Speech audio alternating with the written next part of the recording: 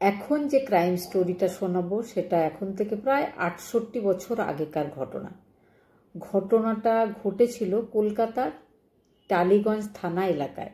ঘটনার দিন মানে ৩০ জানুয়ারি ১৯৫৪ সাল সকালবেলায় কর্পোরেশনের সাফাই কর্মীরা রাস্তা ঝাড় দিচ্ছিল। কেওড়াতলা শ্মশানের সামনে যে পাবলিক টয়লেট আছে তার সামনে তারা দুটো খবরের কাগজ দিয়ে মোড়া প্যাকেট শক্ত করে দড়ি দিয়ে বাঁধা অবস্থায় পড়ে আছে দেখতে পায়। প্রথমে তারা সেটাকে ঝাড় দিয়ে ডাস্টবিনে ফেলে দেবেই ভেবেছিল, কিন্তু তার মধ্যে একজনের মনটা খুব উৎসুক হয়। তার মনে হয় যদি ওই প্যাকেটের মধ্যে কোনো মূল্যবান জিনিসপত্র থাকে, সেই জন্য সে দড়ির বাঁধনটা খুলে ফেলে। খুলে ফেলতেই ভেতর থেকে কয়েকটা মানুষের আঙুল দেখা যায়। দেখতেই সে চিৎকার করে পেছনে সরে আসে, লোকজন জড়ো হয়। তারপরে টালিগঞ্জ থানার পুলিশকে খবর দেওয়া হয়। পুলিশ আসে, প্যাকেট দুটোকে নিয়ে চলে যায়। সেই দিনই বিকেলবেলায় কালীঘাট পার্কে কিছু লোকজন হাঁটতে বেরিয়েছে শীতের পড়ন্ত দুপুরবেলা। হঠাৎ দেখা যায় ঠিক সেই রকমই খবরের কাগজ দিয়ে নারকেল দড়িতে শক্ত করে বাঁধা 3খানা প্যাকেট পাওয়া যায়। সে প্যাকেটগুলো একে একে পুলিশ আসে, খুলে দেখায়। প্রথমে তো লোকজনরাই একটা খুলে ফেলেছিল আগের বারের মতোই, সেখানে পায়ের কিছু অংশ দেখা যায়। তারপরে পুলিশ আসে, পুলিশ এসে পুরো পার্কটাকে খোঁজার পরে আরও 2খানা প্যাকেট পাওয়া যায়। মোট 8খানা প্যাকেট পাওয়া যায়। একটা প্যাকেটে মাথাটা ছিল, মাথার চুলগুলোকে উপড়ে ফেলা হয়েছিল, ঠোঁটটাকে কেটে দেওয়া হয়েছিল, কান কেটে দেওয়া হয়েছিল, আর চেহারার উপরের যে চামড়াটাকে সেটাকে ছিলে সরিয়ে দেওয়া হয়েছিল এমনভাবে যাতে চেহারাটা চেনা না যায়। পুলিশ সমস্ত বডি পার্টগুলোকে কালেক্ট করে নিয়ে চলে যায়। তারপরের দিন হয় পোস্টমর্টম। তখনকার দিনে কিন্তু পোস্টমর্টম এখনকার মতো এতটা উন্নত ছিল না। শুধু এটুকুই বোঝা যায় যে যে বডিটা পাওয়া গেছে সেটা একটা মহিলার বয়স 29 বছর, আর মহিলার পেটে ছিল একটা পূর্ণ বয়স্ক ভ্রূণ, মানে মহিলা প্রেগনেন্ট ছিল। খুব মানে যে কোনো দিন তার প্রসব হওয়ার কথা ছিল। এই সমস্ত কথাগুলো বুঝতে পারা যায়। এবার মহিলার বডিটাকে নিয়ে নীলরতন সরকার মেডিকেল হসপিটালের মর্গে রেখে দেওয়া হয়। আর এই ঘটনার তদন্ত ভার দেওয়া হয় তখনকার দিনের খুব অভিজ্ঞ একজন ডিটেকটিভ। তার নাম ছিল সমরেন্দ্র ঘোষ। সমরেন্দ্র ঘোষ নিজের কাজ শুরু করেন। প্রথমেই তিনি মুরারি মোহন মুখার্জি নামে একজন প্লাস্টিক সার্জন ছিলেন, তার কাছে যান। গিয়ে বলেন যে এরকম একটা বডি পাওয়া গেছে, তো ভিকটিমের চেহারাটা পুরো নষ্ট করে দেওয়া হয়েছে, তো আপনি কি পারবেন যে শরীরের অন্য জায়গা থেকে চামড়া নিয়ে গিয়ে তার চেহারা একটা তৈরি করে দিতে? তো মুরারি মোহন মুখোপাধ্যায় হ্যাঁ বলেন। তারপরে তিনি চেষ্টা করে সত্যিই ওই বডিটাকে একটা রূপ দেওয়া হয়। মোটামুটি একটা চেহারা আন্দাজ করে নেওয়া যায় যে এই চেহারাটা কীরকম ছিল। তারপরে সেটার অনেকগুলো ফটো তোলা হয়, বিভিন্ন সংবাদপত্রে বা পোস্টার ছাপানো হয়, সবার হাতে হাতে সেগুলো বিলি করা হয়। জানতে চাওয়া হয় যে কেউ এই ধরনের কোনো মহিলা বা এই মহিলাটাকেও চেনে কিনা। কিন্তু কোনো ফল হয়নি। 20 দিন কেটে গেল, কেউ এগিয়ে আসেনি। 20 দিন কেটে যাওয়ার পরে কিছু ফটো তুলে রেখে, চুল ইত্যাদির কয়েকটা নমুনা রেখে বডিটাকে দাহ করে দেওয়া হয়। সমরেন্দ্র ঘোষ সবসময় এই কেসটার ব্যাপারে চিন্তা করছিলেন, কিন্তু কোনো আশানুরূপ ফল তিনি পাচ্ছিলেন না। প্রায় মাসখানেক সময় কেটে যায়। ডেট ছিল 25 ফেব্রুয়ারি। তিনি অসুস্থতা অনুভব করছিলেন, মানে তার সর্দি কাশি হয়েছিল, শীতকাল তো ছিলই, তো তার খুব কাশি হচ্ছিল। তিনি নিজের ড্রাইভারকে বলেন যে যখন বাড়ি যাওয়ার সময় একটা মেডিকেল স্টোর দেখে দাঁড়াবে। তো রাত্রিবেলায় 9:30টায় তিনি বাড়ি ফিরতে একটা মেডিকেল স্টোর দেখে তার ড্রাইভার দাঁড়ায়, আর তিনি নেমে সেখানে গিয়ে একটা কাপ সিরাপ চাইলেন। তো দোকানে যে কর্মচারী ছিল সে বলে যে না, কাপ সিরাপ আমাদের নেই, আমাদের ট্যাবলেট আছে, যদি আপনি ট্যাবলেট চান তো দিতে পারি, মাথা ব্যথা, তারপরে জ্বর ইত্যাদি ট্যাবলেট রয়েছে, কিন্তু কাপ সিরাপটা নেই। তখন ভদ্রলোক বলেন যে মেন রোডে এত বড় একটা দোকান, তোমার দোকানে মালপত্র এত কম কেন, তাহলে ব্যবসা চলবে কি করে? সে বলে আমি শুধুমাত্র একজন কর্মচারী, আমার মালিক রয়েছে, সে প্রায় 1 মাস ধরে দোকানে আসে না। তার আগে কিন্তু প্রত্যেক দিন সন্ধেবেলায় অন্তত একবার এসে দেখা করতো। তো দোকানের মাল প্রায় শেষ, জানি না মালিক কবে আসবে বা আদৌ দোকানে আবার মাল রাখবে কিনা, তো এই জন্য আমার মালগুলো শেষ হয়ে গেছে। এই কথা শুনে সমরেন্দ্র গিয়ে আবার নিজের গাড়িতে বসেন। গাড়িতে বসে গাড়ি স্টার্ট দিতেই একটু যাওয়ার পরেই তার মনে হয় কি, তিনি আবার ড্রাইভারকে বলেন যে গাড়িটা ব্যাক করে সেই দোকানের কাছেই চলো। সেই যে কর্মচারী 1 মাস কথাটা বলেছিল, সে কথাটা সবসময় তার মাথার ভেতর ঘুরছিল, কারণ তিনি এই যে তদন্তটা করছিলেন সেটাও প্রায় 1 মাস হয়ে গেছিল। সেই জন্য তিনি ফিরে আসেন। ফিরে এসে যে কর্মচারীটা ছিল দোকানে তাকে বলে তোমার মালিকের নাম আর অ্যাড্রেসটা দাও, তার সাথে আমি গিয়ে কথা বলবো আর তাকে শেখাবো যে ব্যবসা কিভাবে করতে হয়। এইভাবে যদি জিনিসপত্র না থাকে দোকানে তাহলে লোকজন আসবে কেন তোমার দোকানে, এই কথা বলতে। আর তিনি যেহেতু পুলিশের গাড়িতে ছিলেন, তো কর্মচারী নির্দ্বিধায় তাকে নাম আর অ্যাড্রেসটা দিয়ে দেয়। নেক্সট ডে সকালবেলায় সমরেন্দ্রবাবু ওই ঠিকানায় গিয়ে পৌঁছে যান। পৌঁছে দেখেন বাড়িটাতে তালা মারা রয়েছে। তিনি আশেপাশের কিছু প্রতিবেশীকে জিজ্ঞেস করেন যে এই বাড়িটাতে কে থাকে বা এখানে তালা বন্ধ কেন। তো আশেপাশের কয়েকজন প্রতিবেশী বলে যে এই ভদ্রলোককে তো প্রায় 1 মাস ধরে আমরা দেখি না। তো এই ধরনের কথাবার্তা চলছে, হঠাৎ এক মহিলা আসে। মহিলা এসে বলে যে ভদ্রলোক, তার বউ ছিল প্রেগনেন্ট, তাকে শিশু মঙ্গল হাসপাতালে প্রেগনেন্সির জন্য ভর্তি করা হয়েছিল জানুয়ারির লাস্ট উইকে। তার একটা 4 বছরের টোটন বলে ছেলেও আছে। আর এই ভদ্রলোকের স্ত্রীর নাম হচ্ছে বেলা দত্ত। তো সমরেন্দ্রবাবু এটাই বুঝতে পারেন যে বেলা দত্ত প্রেগনেন্ট ছিল, বেলা দত্তর একটা 4 বছরের ছেলে ছিল, আর বেলা দত্তর হাজব্যান্ড মানে ওষুধ দোকানের মালিক বীরেন দত্ত।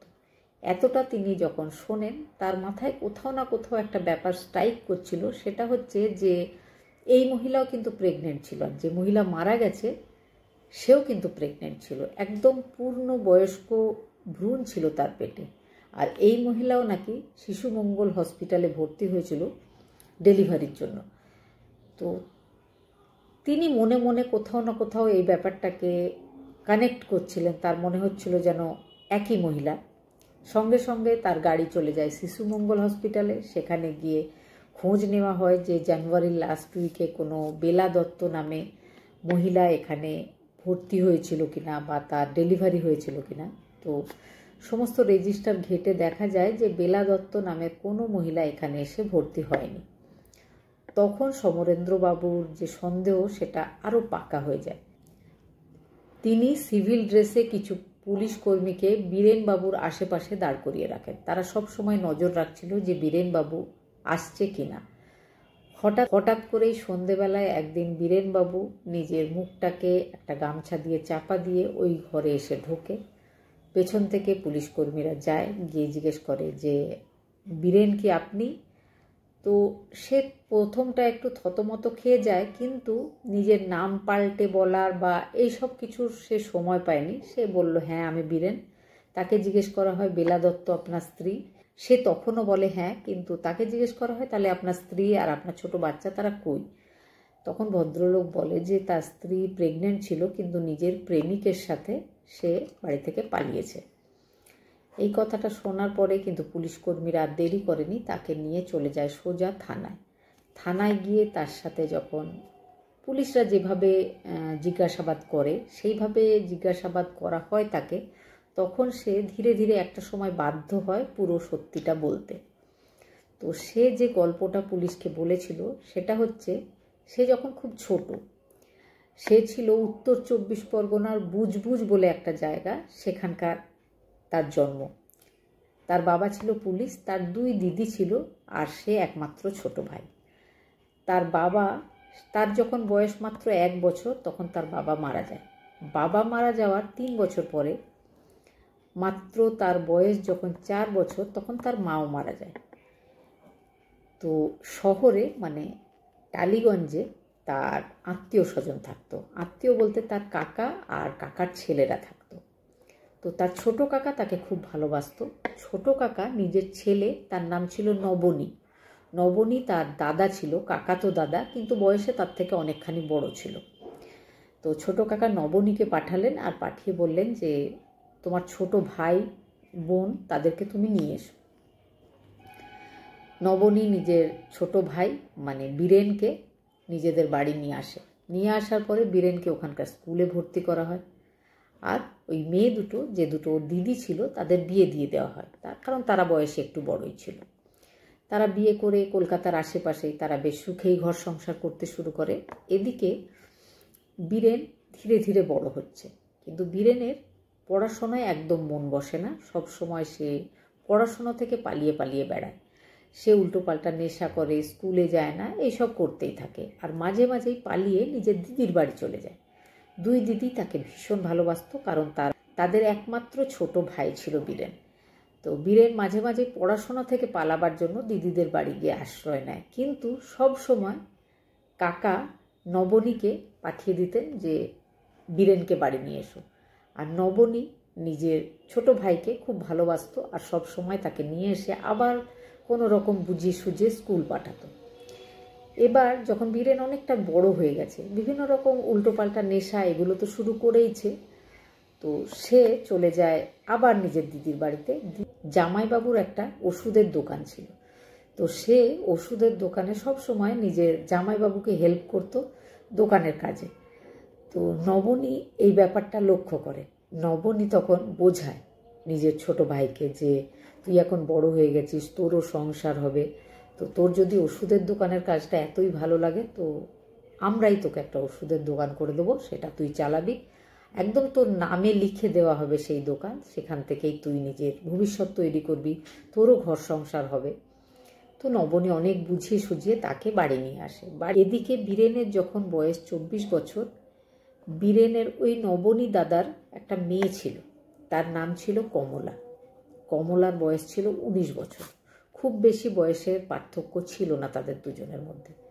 তারা যদিও কাকা আর ভাইজি ছিল সম্পর্কে, কিন্তু তাদের মধ্যে একটা প্রেমের সম্পর্ক তৈরি হয়। তো ওরা দুজনেই জানতো যে বাড়ির লোকজন এই অবৈধ একটা ব্যাপার, মানে এই সম্পর্কটাকে আমাদের সমাজ মেনে নেয় না, বাড়ির লোকজনও নিশ্চয় মেনে নেবে না, তাই জন্য বাড়ির লোকজনকে বলেও কোনো লাভ হবে না। একদিন বীরেন নিজের ভাইজি কমলাকে নিয়ে বাড়ি থেকে পালিয়ে যায়। পালিয়ে গিয়ে একটা ঘর ভাড়া নেয়, বাড়ি থেকে খুব একটা দূরে নয়, নিজের ওষুধ দোকানের কাছাকাছি ঘর ভাড়া নিয়ে দুজন সেখানে থাকতে শুরু করে। আর বীরেন কমলাকে সিঁদুর পরিয়ে দেয়। কোনো মন্দিরে বা কোনো কোর্টে গিয়ে তারা বিয়ে করেনি, সিঁদুর পরিয়ে দেওয়ার পরেই তারা স্বামী স্ত্রীর মতো থাকতে শুরু করে। কমলা তাকে স্বামী মনে করত, আর বীরেন আর কমলা নতুন করে ওখানে সংসার শুরু করে। নবনী কিছুদিন ধরে ব্যাপারটা বুঝতে পারছিল, কিন্তু যখন তারা পালিয়ে যায় নবনী ভীষণ মনে মনে কষ্ট পায়, কিন্তু থানা পুলিশ ইত্যাদি বা এসে মেয়েকে বুঝিয়ে সুঝিয়ে নিয়ে যাওয়ার চেষ্টা তিনি কিছুই করেননি। তিনি একদম মেয়ে আর খুড়তুতো ভাইয়ের সাথে সম্পর্কটা একদম বন্ধ করে ফেলেন, কোনো সম্পর্কই তাদের সাথে রাখেন না, এমনকি তাদের ব্যাপারে কোনো আলোচনার মধ্যেই তিনি যেতে কোনোদিন রাজি ছিলেন না। এইভাবেই কিন্তু বেশ কিছু বছর কাটছিল। বিয়ের পরে কমলার নাম রাখা হয় বেলা রানী দত্ত। কমলার একটা ছেলে হয়, তার নাম রাখা হয় টোটন। তো তারা বেশ সংসার ভালোই চলছিল, ওষুধের দোকানও চলছিল। বীরেন আগের মতোই এখনও মাঝে মাঝেই নিজের দিদিদের বাড়ি যেত। দিদিরা এখনও তাকে খুব স্নেহ করতেন, কিন্তু দুজন দিদি কখনোই কমলাকে বা বেলাকে নিজের ভাইয়ের বউ রূপে মেনে নেয়নি। এইভাবে বেশ কিছু বছর চলে যায়। এখনও বীরেন মাঝে মাঝেই দিদিদের বাড়ি যায়। তো তার বড়দি একটা নতুন মেয়ের সাথে বীরেনের আলাপ করায়। মেয়েটার নাম ছিল মীরা বাসু। তো মীরা বাসুর সাথে দেখা সাক্ষাৎ হয়। বীরেনের মীরাকে ভালো লেগে যায়। তারপরে একদম শাস্ত্র মতে যেমনভাবে হিন্দু সমাজে বিয়ে হয় তেমনভাবেই মীরার সাথে বীরেনের বিয়ে হয়ে যায়। মীরাকে কমলার ব্যাপারে কিচ্ছু জানানো হয় না। এদিকে কমলাও কিচ্ছু জানে না। কমলা সবসময় ভাবে যে বীরেন হয়তো দিদির বাড়ি গেছে, দিদির বাড়িতে 2 বছর মীরাকে রাখা হয়। বীরেন কিন্তু এখানেই কমলার কাছে থাকে আর মাঝে মাঝেই সেখানে গিয়ে কিছুদিন করে কাটিয়ে আসে। এইভাবে 2 বছর কেটে যায়। এই 2 বছরের মধ্যে মীরার একটা মেয়ে হয় আর মেয়ে কিছুদিন পরে মারা যায়। তারপর থেকে মীরা খুব দুঃখে থাকতে শুরু করে আর মীরার কিছুই ভালো লাগছে না। মীরা সবসময় চাইছিল যে বীরেনের কাছে গিয়ে থাকতে। এদিকে বীরেনের দিদিও বলে যে এবার তুমি মীরাকে নিজের সঙ্গে নিয়ে যাও, 2 বছর হয়ে গেছে তোমাদের বিবাহিত, 2 বছর হয়ে গেছে মীরা আমার বাড়িতে আছে, তোমার সাথে থাকতে চায় সেও, তুমি তাকে নিয়ে যাও। বীরেন মনে মনে না চাওয়া সত্ত্বেও সে আবারও একটা ঘর ভাড়া নেয়। সেটাও কিন্তু খুব একটা দূরে নয়, কয়েকশো, ওই দোকানের থেকে বা তার পুরনো বউয়ের বাড়ির থেকে কয়েকশো মিটার দূরেই আর একটা বাড়ি নেয়, সেখানে এনে মীরাকে রেখে দেয়। এবার সে দোকানদারির তো সময়ই পায় না, একবার কমলার কাছে থাকে, একবার গিয়ে মীরার বাড়িতে থাকে। তার পক্ষে ব্যালেন্স করাটা খুব মুশকিল হয়ে যাচ্ছিল, কিন্তু 2 বউকে বিভিন্ন রকমভাবে সে বুঝিয়ে রেখেছিল। এই বউকে বলে যে দোকানের কাজ আছে, দোকানের মাল আসবে, তো রাত্রেবেলায় অন্য বউয়ের বাড়ি গিয়ে থাকে। কখনো বলে যে আমি খুব ব্যস্ত আছি, শহরের বাইরে যেতে হবে, বলে সে আরেক বউয়ের বাড়ি গিয়ে থাকে। এইভাবে সে আরও কিছুদিন চালিয়ে নেয়। তারপর সে জানতে পারে যে কমলা বা বেলা, যে প্রথম বউ তার, সে প্রেগনেন্ট। এদিকে তার দোকানের অবস্থা খুব খারাপ, কারণ খরচ বেড়ে গেছে, 2টো ঘর ভাড়ায় নিতে হয়েছে, একটা বাচ্চা রয়েছে, আর দোকানে সে সময় দিতে পারে না, ব্যবসা একদম ভালোভাবে করতেই পারে না। তো সে বিরক্ত হয় মনে মনে। তার বউ যখন বলে যে সে প্রেগনেন্ট, সে বিরক্ত হয় মনে মনে। সে তারপর থেকেই প্ল্যানিং করতে শুরু করে। তার মনে হয় যে যে কোনো একটা বউয়ের থেকে পেছন ছাড়াতে হবে। এবার সে মনে মনে বুঝতে পারছিল না যে কোন বউটাকে বাদ দেবে। তারপর এক সময় তার মনে হয় যে মীরা পরে এসছে তার জীবনে, মীরা শাস্ত্রমতে তার সাথে বিয়ে হয়ে এসছে, আর কমলার সাথে তো তার সম্পর্কটা বৈধই নয়, অবৈধ, বা বাড়ির লোকজনও খোঁজ নেয় না, বাড়ির লোকেরা জানতেই পারবে না যদি কমলা থাকে বা না থাকে, তাদের আত্মীয়দের কিছুই যায় আসে না। তারপরে সে নিজের মনে মনে একটা প্ল্যানিং করে যখন তখন কমলার কাছে যায় আর বলে আমি বাড়িতে বেশিরভাগ থাকি না, সেই সুযোগ নিয়ে তুমি অন্য কারোর সাথে মিশছো, আর এই বাচ্চাটা মানে ছোটটা যেটা গর্ভে রয়েছে সেটা আমার নয়। কমলা তো আকাশ থেকে পড়ে, কিন্তু কমলার কিচ্ছু করার নেই, কমলার তো আর যাওয়ার কোনো জায়গাই নেই। কমলার সাথে 2 বেলা সে ঝগড়া করে। ঘটনার দিন মানে 27 জানুয়ারি 1954, যেদিন বডিটা পাওয়া গেছিল তার থেকে 2 দিন আগে, ঠিক রাত 10:30টার সময় আবার বউয়ের সাথে সে ওই বাচ্চাটা আমার নয় বলে ঝগড়া শুরু করে। ঝগড়াটা এতটাই বাড়ে যে বীরেন চেষ্টা করে বাড়ায়। বীরেন কী করে, কাস্তে নিয়ে তার বউয়ের গলায় আঘাত করে। বউ মারা যায়। বউ তারপরে আলমারি থেকে সমস্ত জামা কাপড়গুলো বাইরে সাইডে গুছিয়ে রেখে দেয়। তারপরে আলমারিতে বউয়ের বডিটাকে বন্ধ করে নিজের 4 বছরের ছেলে টোটনের কাছে গিয়ে নিশ্চিন্তে সারাটা রাত ঘুমিয়ে যায়। সকালবেলায় আবার নিজের ফার্মেসিতে যায়, আর ফার্মেসিতে যাওয়ার আগে নিজের ছেলেকে, সেই ভদ্রমহিলা যে পাশের বাড়িতে থাকতো, প্রতিবেশিনী, তার কাছে গিয়ে বলে আমার স্ত্রী খুব অসুস্থ আর যে কোনো দিন ডেলিভারি হবে, তো বাচ্চাটাকে আপনি যদি 2 দিন নিজের কাছে রাখেন তাহলে আমার খুব সুবিধা হয়, আমি আমার স্ত্রীকে শিশু মঙ্গল হসপিটালে ভর্তি করেছি। এই বলে বাচ্চাটাকে তার কাছে রেখে দেওয়া হয়। বাচ্চাটা 2 দিন তার কাছেই থাকলো, কারণ সে মহিলা বাচ্চাটাকে খুব ভালোবাসতো বা বেলার সাথে তার বন্ধুত্বের সম্পর্ক ছিল। এদিকে দুপুরবেলায় যখন সে ওষুধের দোকান থেকে ফিরে আসছিল, সে কিছু যুগান্তর পেপার তার দোকানে প্রত্যেক দিন নেওয়া হতো। তো বেশ কিছু বান্ডেল যুগান্তর পেপার, যেটা পড়ে নেওয়ার পরে বিক্রি করার জন্য রাখা ছিল, সেটাকে বাড়ি নিয়ে আসে, আর কিছু নারকেল দড়ি কিনে আনে। তারপরে সেই ইচ্ছা মতো নিজের স্ত্রীর বা নিজের যে প্রথম প্রেম কমলা, তার বডিটাকে কেটে নিজের মতো সুবিধা মতো পিস করে, সেটাকে প্যাকিং করে, তারপরে দড়ি দিয়ে বাঁধার পরে আবার বাকিটুকু আলমারিতে ঢুকিয়ে রাখে। আর সেই প্যাকেটগুলোকে নিয়ে প্রথমে টয়লেটের সামনে ফেলে আসে, তারপর আবার বাড়ি ফিরে আসে, আবার বাকি প্যাকেটগুলোকে নিয়ে কালীঘাট পার্কের কাছে ফেলে আসে। আর যাতে না চিনতে পারা যায় সেই জন্য মুখের চামড়া টামড়াগুলো তুলে দেওয়া হয়, ঠোঁট কেটে দেওয়া হয়, ইত্যাদি ইত্যাদি। নৃশংসভাবে নিজের ছোট বাচ্চাটার মাকে সে শেষ করে ফেলে। আর এই কাজগুলোর মাঝে মাঝেই কিন্তু সে কী করছিল, ঘরটাকে সুন্দর করে সার্ফ দিয়ে, অ্যাসিড দিয়ে পরিষ্কার করে আবার আলমারির ভেতরে বাকি অংশটুকু রেখে তালা বন্ধ করে একদম ঠান্ডা মাথায় কাজগুলো সে পরপর করে।